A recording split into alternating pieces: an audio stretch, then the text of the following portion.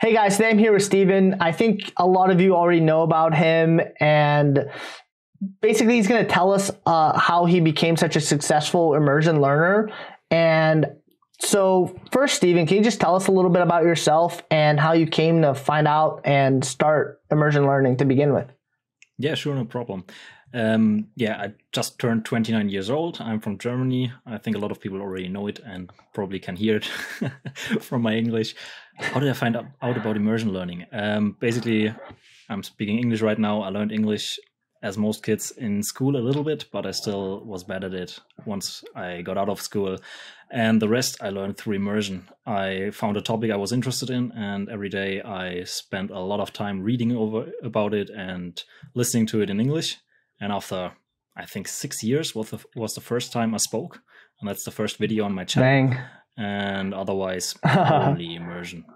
And that's why I already knew before starting Japanese that I want to learn via immersion, because from school I know I hate grammar study, I hate traditional language learning.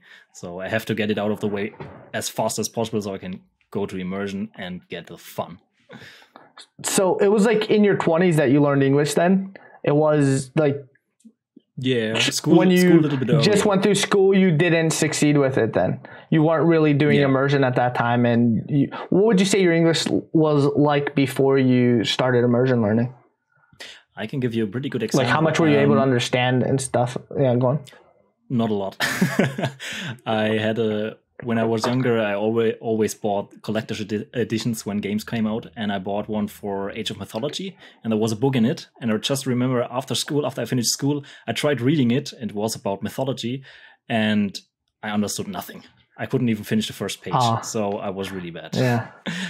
I hope I could even understand a book about mythology nowadays, but yeah, that's I see what you're saying. Nice. I see. Cool. Yeah, that's cool. So what actually, if I may ask, we have some kind of questions that I'm supposed to be asking you today, but I'm just curious, what made you want to get into English more? Topic, I study nutritional sciences, or I studied before health management. And yeah, there are a lot of websites in German, but most of the interesting ones, or the ones that I was interested in, were in English. And that's how I came into book recommendations on those websites, ended up being in English. So one after another, and then you end up only reading English books. I see. Yeah, that's like a pretty common thing that I hear with a lot of people, is that just basically they learn English because they're so interested in the actual content that they just get through the content. They're like, oh, I have to understand this content. Like, I really want to. And there's like a real intrinsic desire to do that. And I think that's really cool. Like the world's kind of bigger in English in a sense, just because there's so much, there's so much more activity going on in the language, just because there's more people who speak it. Yeah. I see. So that's really cool. So why did you decide to go from English to Japanese then? It was, how did that happen? In the beginning of 2018, I thought about, I want to do something else than gaming, because like I said, I was a gamer for a really long time, every day, multiple hours. In the beginning of 2018, yeah, I've been there a little bit too. Yeah, I thought I have to do something productive with my time. So why not learn another language? And the first one that came to my mind was Chinese, because it seems productive, because there's a big market, so can use it in the workplace or so. And I went to a class once because it was free, and afterwards I decided, no, that's not for me. After they told us about the tones and so on, no, that's too difficult. I don't want to do that. Yeah. And about 2 or 3 weeks later or so, I got on YouTube recommended a music video from a band called Bandmate, and I watched the video. I found the music awesome, and then I decided, oh, let's do Japanese. And that's this one music. It only took one music video. Like, I'm hooked. That's it. Yeah, that's cool. That's just cool. A random recommendation from YouTube. Yeah, it was just YouTube. It's like hey Steven, how did you decide to learn Japanese? I didn't. YouTube decided it. The algorithm decided I should. Nice. Exactly. Yeah, probably. I mean, yeah, that's what's happening to a lot of us. Okay, cool. So, are you interested in any other languages? I mean, I know, we've talked a little bit before, and you said that you still have other plans for Japanese, which we'll get into a little bit later. But I'm just curious: do you have other interests in other languages after Japanese, or what are you thinking? Yeah. The two one I have in mind, not that I want to learn both, but one of them, either Chinese or Korean. Chinese, the only thing that keeps me a little bit away from it is that it's kanji again, and I want to do something else. Yeah. I want to do another script, so Korean is also pretty interesting. And I have Korean is so. I've learned the script, and it's like really cool to read. It's amazing how quickly you can become able to read it. I can read it now, but I don't understand anything. It's like pretty cool. Yeah, I really like the Korean script as well. Yeah, and there's also a lot of content I find interesting. A lot of web novels. Yeah. What is it called? Like solo leveling or so. The manhwa, whatever. Yeah, there are some I have read in English, and I want to read them again. That's I see. Good motivation. Do you think so as you know, I learned Chinese after I learned Japanese, and I think in some ways it was kind of helpful because I pretty much stopped learning Japanese completely when at first I pretty much stopped completely, and then eventually I did stop completely when I got into Chinese. But I think a part of the reason why I was able to maintain such a higher level of the high level of reading ability without actually reading was because of all the time I spent in Chinese as well. So I think they can kind of complement each other, in a sense, because when you're reading Chinese, I think in the background, your brain kind of automatically reads it in Japanese as well. You know what I'm saying? So you get kind of double practice. I'm not sure if that's true, but it feels like that. Are you kind of worried that you might run into the same kind of feeling you had before about not wanting to learn Chinese if you were to choose it? Maybe that's why I said I'm not decided yet. It's interesting because it's also a difficult language, and like I said, it has a lot of uses. But on the other hand, kanji again, and then the tones, which are the bane of my existence, probably. Take the kanji, the number of kanji you know, and just double it. Then that's Chinese. Exactly. Yeah. It was a grind. Oh man, it was a grind. I'm going to say that for sure. Cool. So what does your language learning regiment look like nowadays? And in particular, what's the breakdown between SRSing, reading, and listening that you're doing nowadays? Yeah, for that, I can give you pretty exact numbers. Let me see for a second. Why can you give us exact numbers? Why is that? Because I track everything I do. I've been tracking it for the last almost 1,000 days or so. Every day what I do in reading and listening and so on. So I can give you all the numbers. The first three months are the only ones that are missing. The rest is there.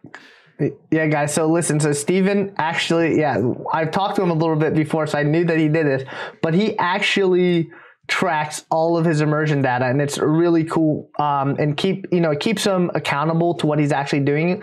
So this is something that we'd really like to add to the Migaku toolset coming up as well. And it's cool to have, we should talk more about this sometime, in private, because I'm curious to hear in more detail if you found any, I know it would only be one anecdote, so we'd have to gather this data in mass to find out more concretely, but I would be curious to hear more about if you feel like you learned anything from tracking this information. So, but anyways, what is your breakdown? So in the future, please tell me about that. But what do you have here? For the last 30 days, I had 27 minutes of Anki time, 2 hours and 10 minutes of reading, and 2 hours and 50 of listening. So on average per day. For the last how many days? 30 days. It's always separated by 30 days. I see. Okay, I see. So you had 2 hours. What was that again? So 2 hours. 2 hours and 10 of reading, 2 hours 50 of listening, and 27 minutes of Anki. Nice, cool. Okay, that's a pretty good breakdown. And how do you think that breakdown has changed as you became more able?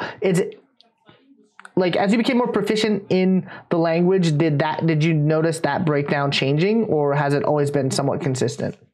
No, I changed a lot. In the beginning, Anki took me almost 10 hours, 2 hours. Whoa, 10 hours. Yeah, I was like, I used to Anki a lot, but dang, okay, that's new level. But not because of reviews, so because I include in the Anki time is included the time it takes me to create cards, and the invention of card creation. A lot of add-ons like the Migaku add-ons helped me to reduce this time by a ton. So this helped a lot. Nice. And also nice. overall Anki time just went down. And my reading time for a long time it stayed consistent around 1 hour, 1.5 hours. But because I didn't focus on it, and that's something I would change if I could do it all again, I would read a little bit more. But basically Anki went down, reading went up, and listening a little bit down because reading went up, but otherwise. And the ratio between Anki and immersion went towards more immersion.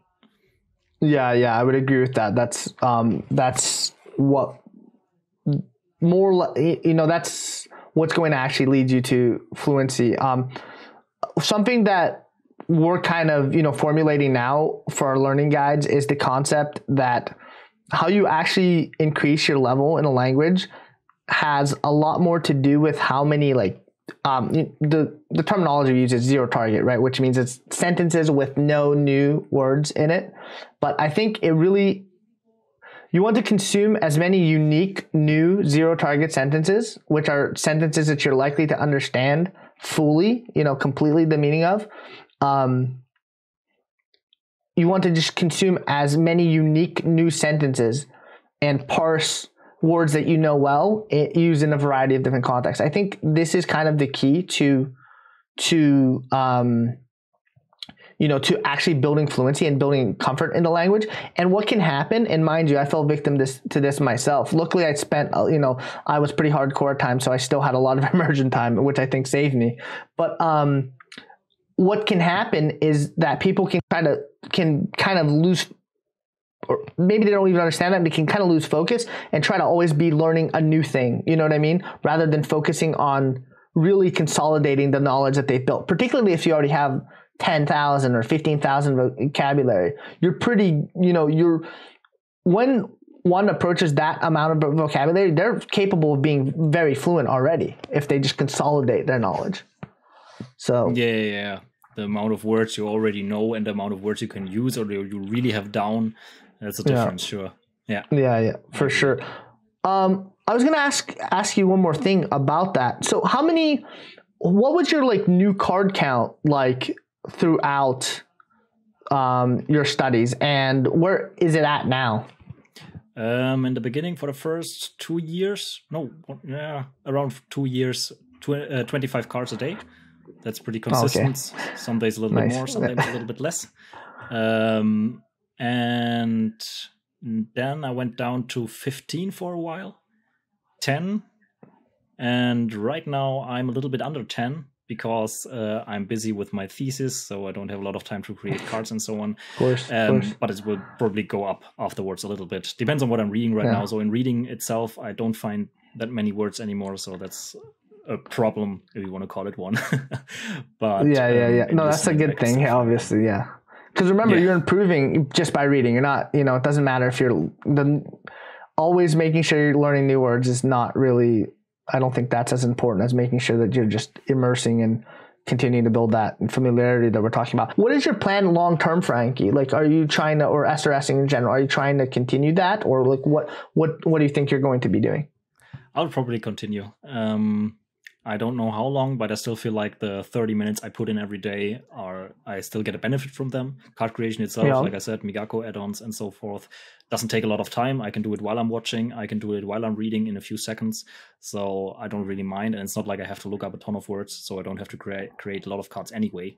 For an hour of visual novels, I maybe create one card or so, and that takes me 30 seconds at max. Sure. I will continue for now. And once I'm sick of it, I'll stop. But for now, like I said, I feel like it still helps me a little bit. Yeah. So I don't really care. Cool. Yeah. Okay, cool. That's really cool.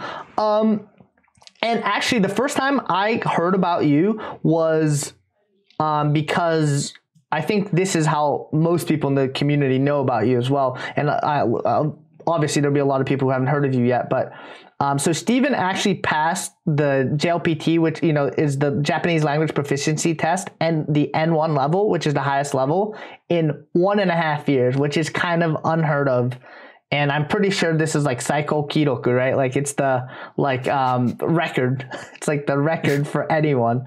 So I myself did it in 3 years. So he showed me up. Mind you, I probably could have taken it earlier. I like to tell myself I could have taken it earlier and probably passed, but not at 1.5 years. So what made you think I'm going to take the highest level of this proficiency test in 1.5 years, even though I know everyone says it's like, you know, traditional learners say 3 or 4 or 5 years or something. And, you know, immersion learners even say 2-3 years.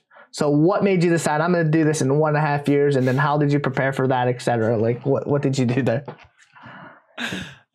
Yeah, this is something probably everybody has to decide for themselves, but I like challenges, and challenges keep me accountable, and it helps me to progress.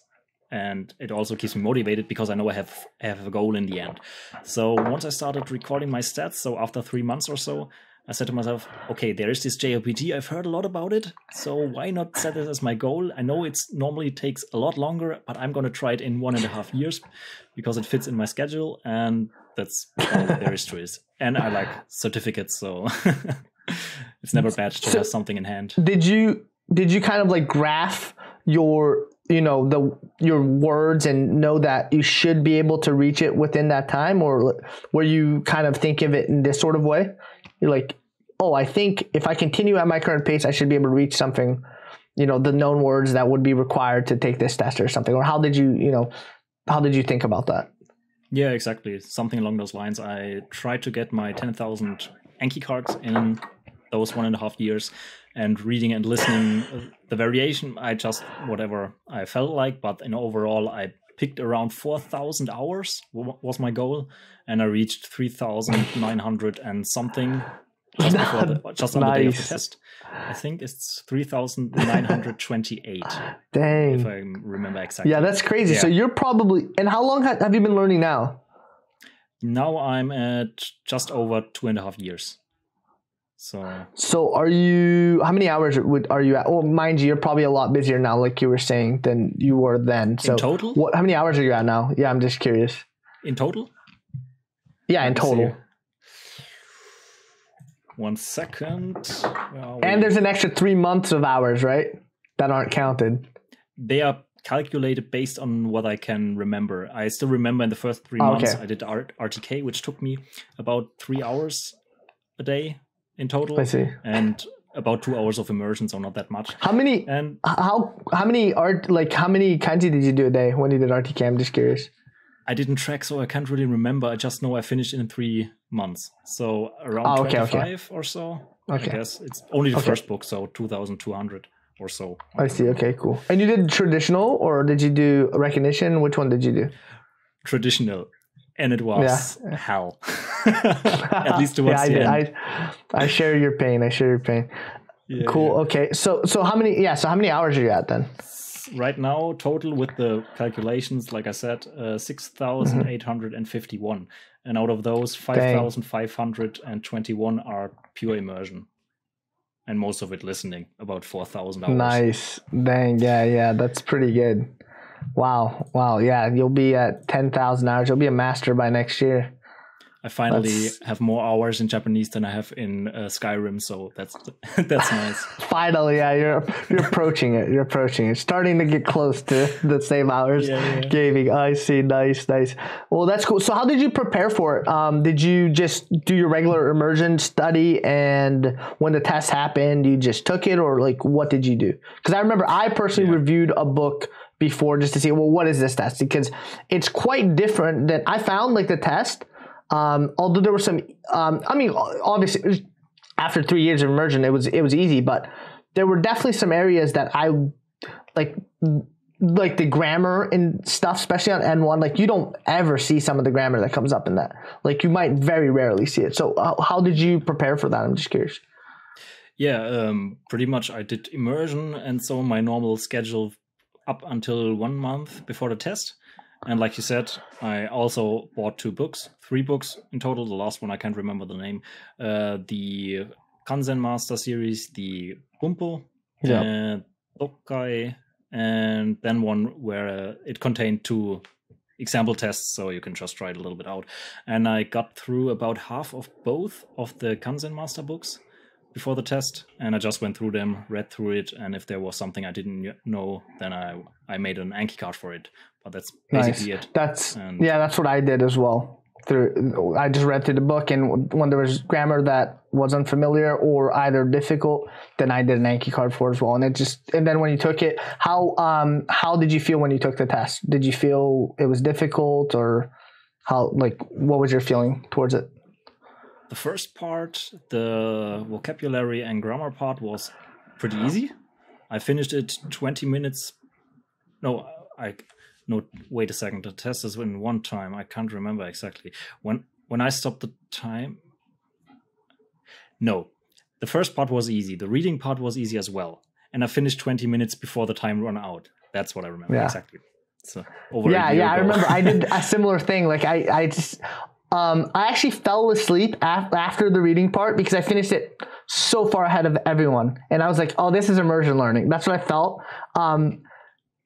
There were people like writing until the very end, and I was literally sleeping, and they told me to wake up. Like, that was really funny what happened with the reading part of the test. So that's like funny to see that you had a similar experience where you just finished like way ahead. It was very straightforward. Oh, just read it, answer the question, read it, straight, answer the question. I see. And then, so did you have any challenges on other parts of the test? No. What surprised me the most, and I think that it's through immersion overall, in the reading part, most of the time when you look online, you hear tips like, oh, don't read all of it, read the questions first, and then read part of the text, and so on, look for your answers. And I hate doing stuff like that, so in the end, I just read the whole text, and I still finished. I didn't even read the answers before. Yeah, just reading, and then afterwards me too. I didn't even use test taking strategies. I literally just read it and it was fine. There was plenty of time. I felt as well. The best thing was during reading, there were some sections where I still could remember, oh, that word. I know where I got this from. It's from manga or whatever. Yeah, that's funny. Nice. The listening part was harder. I was really, really tired at the end. I'm not that good of a test taker anyway, so that's the reason why I also bought the books and so on, because I want to prepare. Yeah. But it still ended up being fine. But I was tired, really tired. Awesome. Yeah, that's really cool. I think that's going to be inspiring for a lot because like we say, I think immersion learning is the way to learn a language regardless of how much time you're going to put into it, right? I think if you want to learn a language and you want to eventually become proficient in it, you have to immerse in, a lot of your target language's content. So there is no other way around it, but it's a story like yours is definitely inspiring to people who are setting, who have time or who are students and are setting, really high goals in shorter time frames for themselves to know it's possible. I think because you kind of broke new ground with the, maybe here in 6 months, we'll hear about somebody that in a year or, 6 months or something. I know I heard a story about some, I think Korean or Japanese person who did it in like 6 months, but they're cheating, so that doesn't count. But for like a Westerner to do it, I think you have the record right now at 1.5 years. So I'm interested to see if in the Migaku community, for the more hardcore language learners out there, to see if how long you're gonna hold the record. Maybe we'll have to make a little section on the side. No, we're not gonna do that. But put it up somewhere. Like Steven has the record right now. It's 1.5 years. Can you beat the record? Language learning challenge. And once technology allows us to delete our memories, I'll delete it and do it again, because afterwards you always know more, and I know what I would do differently if I would do it again. So yeah, just delete the Japanese knowledge, but like go in again. We'll start some like a league, the language learning Olympics or something. I don't know. Cool. So we should probably think about wrapping it up soon. But one thing that I definitely want to ask you is, what were just the main? Because I remember when I started immersion learning, even though, as you know, and I think most of the community knows, I was adopted from Brazil to an American family of monolingual English speakers. So I pretty much was in a sink or swim situation with English, and very quickly, was able to learn it. And then because I was young, I was around 9 years old, I learned it to a native level. So knowing that, I knew, I have to do immersion learning. But when I actually went about trying to do it as an adult, it was a lot harder. There were a lot of challenges. So what challenges did you find in your immersion learning, and how did you overcome those? Or how do you, what challenges do you still find, and how do you just mitigate them, even though they perhaps can't be fully overcome? Yeah. I think the biggest one is motivation, and sticking with it, especially in the beginning when you understand almost nothing, and the doubt you have in your mind all the time. Oh, will I ever get good at this? Will I ever be able to understand what I'm hearing right now? And that's a really hard one. It took me, if I remember correctly, around the 1 year mark, a little bit over 1 year mark, I was at a point where I thought to myself, hey, I've gotten this far. There's still a ton I don't understand, but I can see how far I've come, so I'll get the rest as well. So that was around, like I said, around 1 year mark where I felt like I finally overcame all this doubt. I still have it from time to time from some small things, but that was the biggest one. And I think that's the thing that a lot of people have problems with. So this is something with changing your mindset can help a lot. And I think that's also something where tracking can help a little bit. Yeah, because you can set yourself some mini goals and challenges. For example, find the first news article that has 0 unknown words or stuff like that, and understand the first cool. show. I'm just my brain's instantly running. Oh, we got to think about these kind of cool challenges to put on our tool set. Or build into the browser extensions. Maybe when it's a 0, when you find your first 0 target subtitle or 0 target, it's some fireworks or something. That'd be kind of cool. Music. I see. Yeah. Just play some a little samba music. I don't know why not. My God. Yeah. Awesome. No. Yeah. That's a cool idea. That's actually really cool. Gamer mindset. Achievements. Try to get some achievements here and there. Reach your numbers. Reach your monthly goal or stuff like that. That's really helpful. That helped me a lot. Yeah, and another thing I've talked about is at the beginning, it's very easy to want to always measure, to try to find progress in time scales that are too short. You need to be willing to give yourself time. It takes it's a process, and it kind of feels, at least how I felt, it kind of starts to just all come together suddenly. It really kind of feels like you suddenly start to understand, and then once you start to understand, then you start to really understand more very quickly. That's how I kind of felt. So one thing we try to say is really give yourself time before you compare your previous self to your current self. Put enough time in between so that the difference in the two and the trajectory that you're on becomes obvious. So that's interesting that you said that. It took a year to really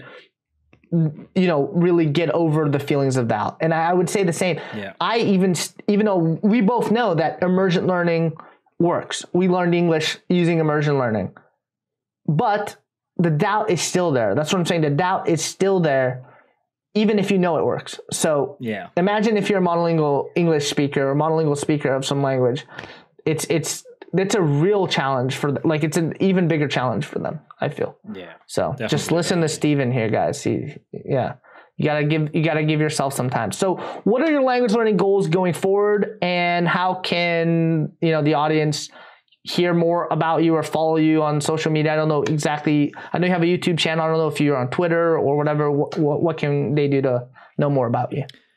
Okay, what I want to do from here on out. Definitely, I want to try to reach the same level in Japanese as I have in English right now. So there's still a lot of work in front of me. I'd guess at least 5 years. Not still 5 years, in total 5 years, 6 years or so. Dang. Yeah. At least close. Oh, total. I thought you meant still 5 years. I was like, no. Damn, he's going hard. No, I did 3 years in total. He's going like 8. Oh yeah, I see what you're saying. No, I got you. It will take a little total 5 years. Yeah, I would say 2-3 more years you're thinking, and and then right now I'm still trying, or at least once I finish my degree, I'll go a little bit more hardcore. I try to find a job in Japan and try to go there for a while, but I'll see how this one goes. It's not going to be that easy because I'm not from an English-speaking country, so there aren't that many options, but we'll see. Otherwise, there's nothing I can do. But I mean, when I lived in Japan, have they, this kind of off topic, and I don't know, but a lot of people are interested in going to Japan, and a lot of people aren't from an English-speaking country who are watching this, so I remember when I was in Japan, there were a lot of teachers from various European countries teaching there. Do you know, have the visa restrictions gotten more tight? Is that why it's harder now, or has something changed there? Because I remember there were a wide, there were a large number that I met there who were teaching English. I'm not from Europe. I don't know a ton about the visa restrictions and so on. I looked a little bit into it. So as far as I know, when it comes to English teaching, you either need to have been taught in English for 8 years or have been working as an English teacher for 3 years. And that's the option if you're not from an English-speaking country. Oh. That's a possibility. Oh, I see. That's how they were able to. I see. Probably they met some of these other, these other requirements. I see. Because I was gonna say, I met like a lot of people. Probably like even 20% were from Europe or from a traditional English-speaking country. So there's just whoever's watching, there's hope, guys. There's hope. Hey, guys, you can go be an English teacher. Maybe that's not what they want to hear. Yeah, that was my plan. For a few years and then figure it out from there, you know what I mean? Just to get your foot in the door. So that's what my friend did. My friend is from Iceland. He went there and he got an English teaching job at first. And then he got his foot in the door. Now he works in another industry. So that's something that, you can think about as well. So how can people follow you and get to know more about you and stuff? Yeah, that's either the YouTube channel, StevieJS3, and on Instagram, it'll be linked. Pretty much the same, but I don't do that much, so don't expect too much from me. Yeah, cool. Okay, well, fantastic. It was really fun talking to you. I'll have to reach out to you at some point in the future and talk more about your stats and stats keeping and all of that stuff, because I find that really interesting. Okay, well, everybody say bye to Steve, and, I'm sure I think we might be seeing more of him in the future. Who knows?